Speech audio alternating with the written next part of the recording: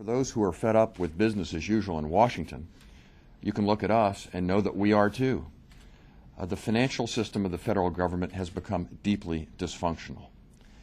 We've gone down the path of least resistance for much too long, and that is the path of national decline. In layman's terms, it means fewer jobs, a struggling economy, and a lower standard of living for our children. It violates something deeply important in our nation's character, to borrow today and expect our children to pay the bills tomorrow. We're not going to allow that to happen anymore.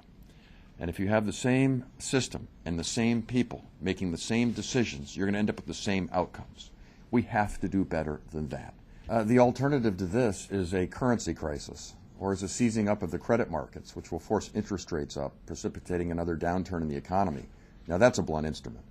I mean, if we keep going on with deficits of this size, that is the inexorable conclusion. It's the path of least resistance. I mean, what we're proposing here today will ultimately require some difficult steps. People don't like that in this town, but it needs to be done. Otherwise, the steps that you ultimately have to take to correct an even bigger problem will be much more severe and much more blunt. So that's kind of the bottom line. And what needs to happen here is that we have to have a sense of urgency.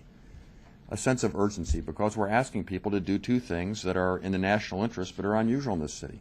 On our side of the aisle, we have to be willing to change some of the institutional prerogatives and jurisdictional power that exists. Laying down personal power for the national interest is an unusual thing in Washington, but it needs to be done. It would be an act of statesmanship. On the other side, they need to contemplate giving up some short-term political gain for doing what's in the long-term national interest. Those two things have to happen to do right by our country, and we're going to see. Those of us up here have joined hands in a bipartisan way to advocate exactly that.